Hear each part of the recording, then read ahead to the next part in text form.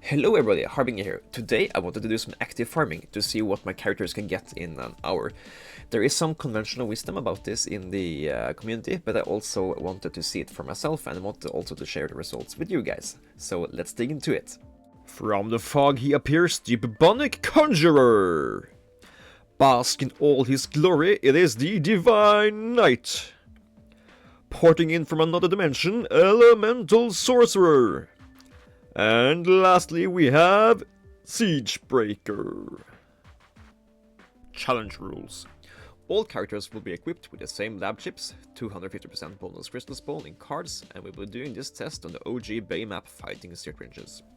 The reason I chose this map in particular is that it is a flat map with plenty of enemies, so Divine Knight, Bobo and Siegebreaker should have less of a disadvantage here compared to maps where enemies spawn more all over the place. Secondary, Citringes drop golden grilled cheese and boat statues. Golden grilled cheese is a good golden food which I want to have a large stack on all my main characters, and boat statue I have yet to obsidianize. So, the characters will be scored based on how much of the main mob drop they gain over the hour, how much money they farm over the hour, and how many statues and golden foods they gain over the hour. The winner of each category gets 10 points, while the remainders get points based on how much they scored relatively to the winner. Question here, sir. Is there a prize? What do you mean if there is a prize? You know, for winning. Why should we compete if there is no prize? Oh, shut up, Siege. You have absolutely no chance in World 5 to win this. Why are you even here? Well, that's not nice, Ellie. Siege has a point. There really should be a prize.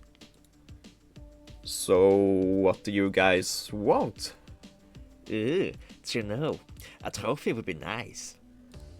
Okay, that's fair. I guess you can have a trophy. Oh, we don't want just any trophy. We want the best trophy in the game, one of the divine. Well, sure, if that's what it takes. The winner of this challenge will be the first character to get one with the divine. Nice. Better go prepare. I'm never gonna get that trophy. Better make this challenge a seasonal series to keep the price out of reach. First out is Elemental Sorcerer. They are really good at active farming because of their wormhole skill.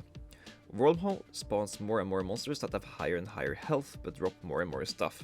The conventional wisdom is that they should be outclassing the other characters a lot when it comes to the drops on the first page of the drop rate table. So Elemental Sorcerer is favored to be winning the monster drop part of this challenge. We see at the 3-minute mark they've already gotten 200,000 main monster drops, making them maybe able to reach 4 million monster drops over the entire hour. The one thing we observe here is that even though Elemental Sorcerer is the hardest hitting character I have, he is struggling to get past 140 wormhole kills on certain Citringes before the portal times out. This is seriously hampering his rates. After the hours has passed, Elemental Sorcerers I gained 5.4 red coins, 3.5 million Citringes, and 341 statues and golden foods. Next up is Bubonic Conjurer. Their active farming prowess comes from the combination of Tentaculi, Raised Dead, and the lingering area of effect damage, combines for amazing amounts of kills per hour. They don't have anything to increase drop rate themselves, but the amazing spawn killing abilities they have make them still very competitive in this challenge. The conventional wisdom is that Bubonic Conjurer is the best at gaining money, so they should be favored to win that category. Other main reason you want to do active farming on Bubonic is cranium cooking, which is the key to gain insane amounts of alchemy fluids, which you need for the experience bubble to go up into the thousands. As you can see here, this instance gave 247,000 seconds of alchemy progress, which means that Bobo killed 8,500 mobs in 138 seconds, which is about 60 mobs per second. And that gave almost 3 days of alchemy progress in a little over 2 minutes. At the end of the run, Bobo gained 9.2 red coins, 1.3 million Citringes, and 1,153 statues or golden foods. Next up, we have Siegebreaker. Their claim to fame in active farming comes from their ability to respawn mobs based on the pirate flag and plunder your deceased skill. They are also an archer class, so the smelting everyday talent also gives you tons of progress in smelting ore into bars when you active farm with them.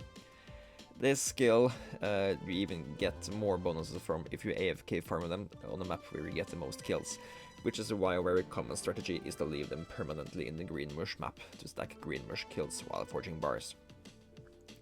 Conventional wisdom is that Siegebreaker should not be any good at active farming compared to the other 3 classes we are testing, but we have a completely upgraded Black Flag with 6,000 extra drop reward bonus, so who knows what the end results will bring. Skipping ahead, and it's clear, Siegebreaker gains us almost no money, but they gain us 1.8 million Citringes, which is better than the Bubonic conjurer did. 117 statues and golden food is nothing to brag about though, so Siegebreaker is probably not going to win this challenge. Last but not least, we have the Divine Knight. They respawn mobs with the Divine Intervention skill, do lots of lingering area of effect damage with the Knightly Disciple, and increase their drop rate with Orb of Remembrance. This map is very optimal for them, as every enemy within reach of the Knight statue, which lets us kill very many mobs within every cycle of the Orb of Remembrance, and the additional kills we stack up because of all of the respawning crystals we also kill here is insane. At some point we're getting stacks of 700 and 750, which means that we have an efficient drop rate at around 80 to 90. Conventional community wisdom is that the Divine Knight is one of the best at gathering things from the rare drop table, which is where of the most of the statues and golden food lives. So the Divine Knight should be in favor of winning that part of the challenge. Forward at the end of the round we see that this map has been really good for the Divine Knight, clocking in at 9.1 red coins, 3.4 million Citringes and 1,900 statues and golden food. Looking at the totals here, I put it into a spreadsheet. We can see that the Divine Knights actually got almost as much money as the Bubonic Conjurer, almost got as many main monster drops as the Elemental Sorcerer, and got way more statues and golden food than anybody else. Also, surprisingly, the Divine Knight also got the most rare drops from the Citringes. That is on the main drop page, where Elemental Sorcerer should have been better than the Divine Knight.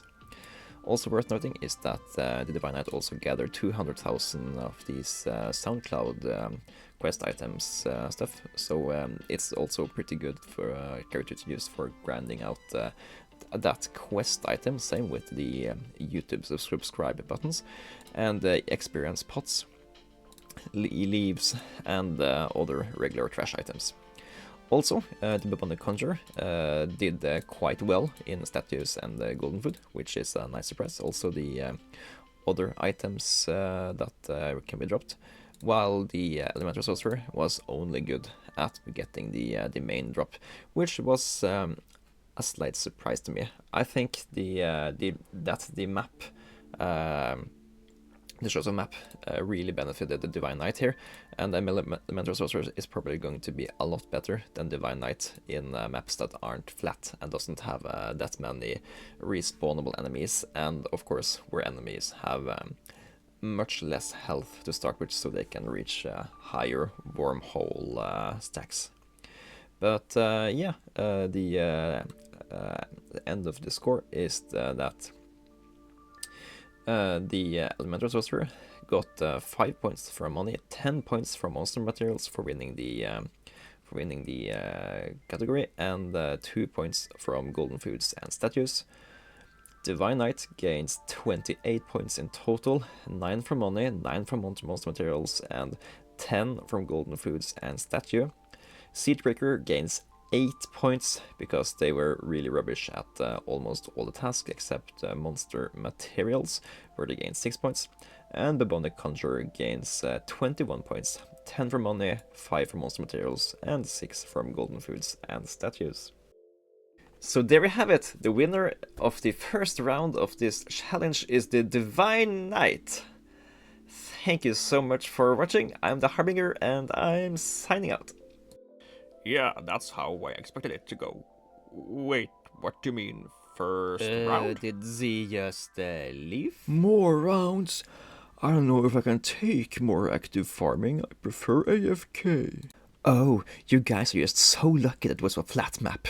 Any other map, I'll beat any of you guys any time of the day. Wait, why are you going?